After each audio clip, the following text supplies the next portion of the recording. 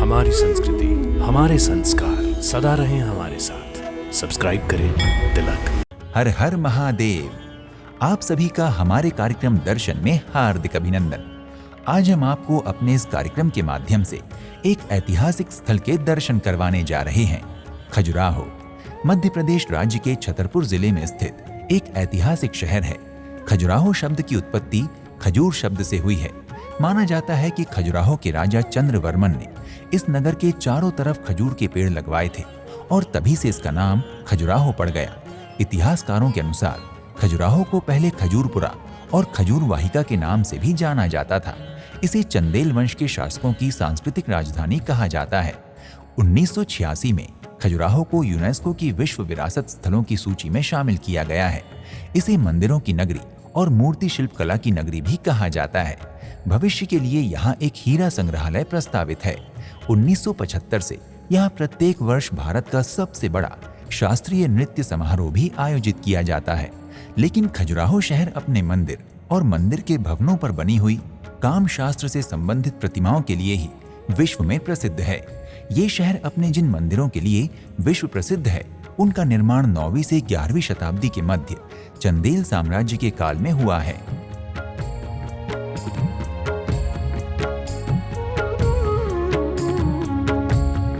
खजुराहो के मंदिरों को विश्व विरासत की सूची में शामिल करते हुए 3 भागों में बांट दिया गया है: पूर्वी समूह, दक्षिणी समूह और पश्चिमी समूह। पूर्वी समूह के मंदिर जैन धर्म से संबंधित हैं, जबकि पश्चिमी समूह और दक्षिणी समूह के मंदिर हिंदू धर्म से संबंधित हैं। खजुराहो के अधिकांश मंदिर पूर्व से पश्चिम दिशा की तरफ बने हुए हैं।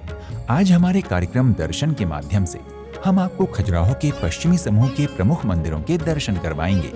इस समूह में अनेक मंदिर आते हैं, जिनमें लक्ष्मण मंदिर, चित्रगुप्त मंदिर, वराह मंदिर, कंदरिया महादेव मंदिर, विश्वनाथ मंदिर इत्यादि प्रमुख रूप से उल्लेखनीय हैं।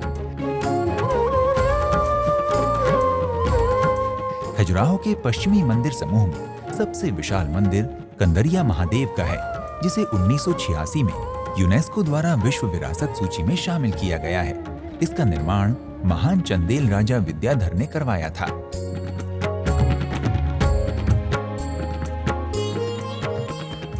ईस्वी में निर्मित ये मंदिर नागर शैली में बना हुआ है। कंदरिया महादेव मंदिर का भवन उच्च स्तर के बलुआ पत्थर से निर्मित है और इसका चबूतरा ग्रेनाइट पत्थर से बनवाया गया है।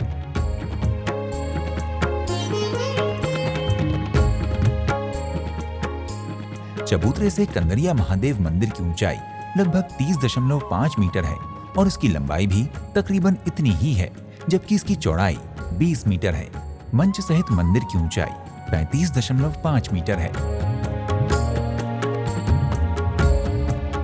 इस मंदिर को बनाने में चूने या गारे का उपयोग बिल्कुल भी नहीं किया गया है। मंदिर बनाने के लिए विशाल पत्थरों का उपयोग किया गया है, जिसे चूने से या गारे से जोड़ने की बजाय काट करके एक दूसरे के ऊपर बिठाया गया है। ये मंदिर 5 भागों वाली वास्तुकला में बनवाया गया है, जिसमें मुख मंडप, अर्धमंडप, महामंडप, अंतरालिका तथा गर्भगृह सम्मिलित हैं।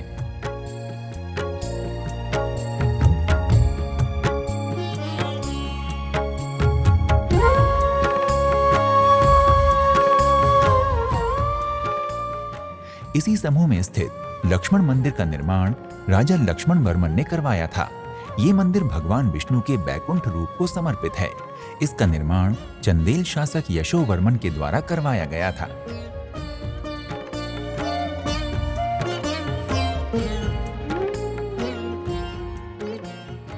ये मंदिर कंदरिया महादेव मंदिर से भी अधिक प्राचीन है।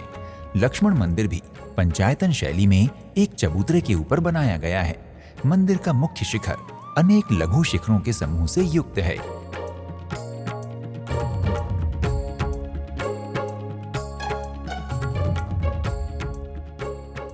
मंदिर की बाहरी दीवारों पर अलंकृत स्तंभ हैं तथा 2 पंक्तियों में देवी देवताओं की विभिन्न प्रतिमाओं की श्रृंखलाएं भी हैं।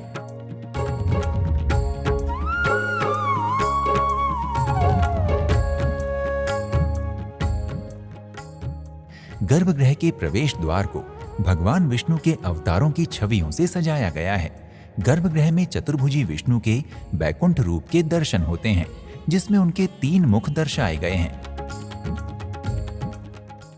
मध्य का मुख मनुष्य का तथा बगल के 2 मुख वराह और सिंह के हैं। यहाँ स्थित भगवान शिव को समर्पित विश्वनाथ मंदिर का निर्माण चंदेल राजा धंग ने करवाया था। भगवान शिव के अनेक नामों में से एक नाम विश्वनाथ भी है। ये मंदिर भी पंचायतन शैली में निर्मित है।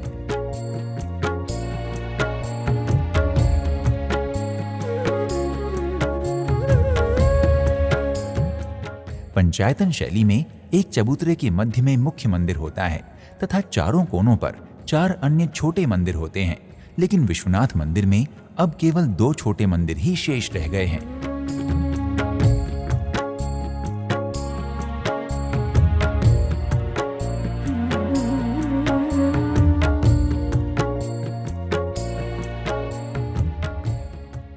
विश्वनाथ मंदिर का ही एक भाग पार्वती मंदिर भी है, जो माता पार्वती को समर्पित है।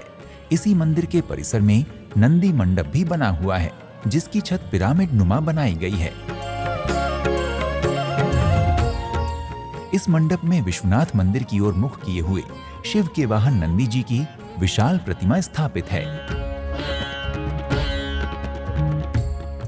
पश्चिम समूह मंदिरों में शामिल चित्रगुप्त मंदिर मुख्य रूप से भगवान सूर्य को समर्पित है।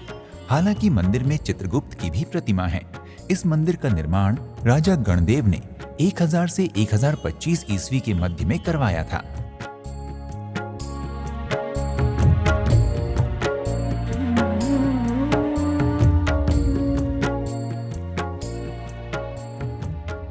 मंदिर की बाहरी और भीतरी दीवारों को जटिल नक्काशी के द्वारा कामुक आमंत्रण देती अप्सराओं तथा विभिन्न देवी देवताओं की प्रतिमाओं से अलंकृत किया गया है।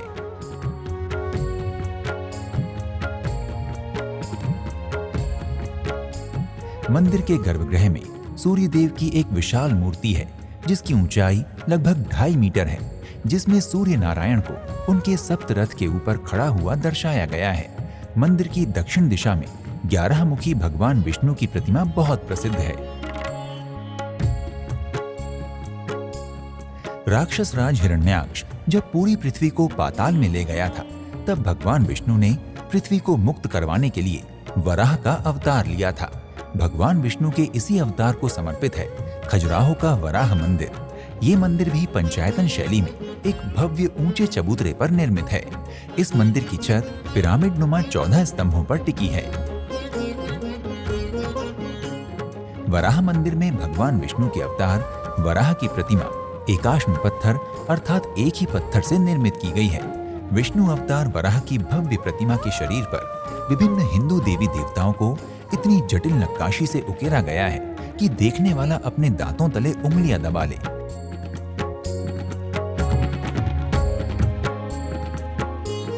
इस मंदिर का निर्माण बलुआ पत्थर के द्वारा 900 से 925 ईस्वी के मध्य हुआ था।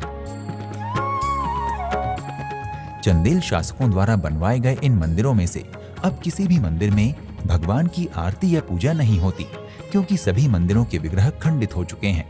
केवल एक मतंगेश्वर मंदिर ही शेष ऐसा है जिसमें आज भी शिव स्वरूप आदमकद शिवलिंग खंडित नहीं हुआ है और जिसकी नियमित रूप से आरती एवं पूजा की जाती है तथा यहाँ विशेष उत्सवों पर भक्तों की भारी भीड़ भी होती है।